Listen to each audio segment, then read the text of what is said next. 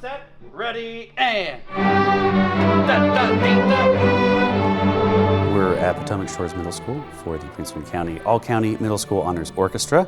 It's going to be a great concert. I was commissioned to write a piece for tonight's performance. It was commissioned by the Fine Arts Office here in Prince William County Public Schools in memory of Karen von Bernewitz. She was an orchestra director here in the county for over 25 years. She was a fantastic teacher, and they wanted a local composer to write a piece in her memory. She had a big impact in the school district and really encouraged and taught thousands of students throughout the course of her career.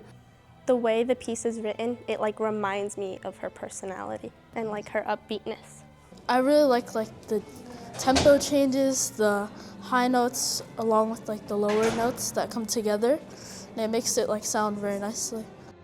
I like it. There's some hard parts that at first I was like, uh-oh, but then once I figured it out, I was like, I really enjoyed it, and I think it sounds really beautiful and everybody's gonna like it. She was a great influence on kids, and I think that's good that it's keeping her name alive. I'd say it's an honor. I mean, especially since we get to debut it, I'd say it's pretty cool.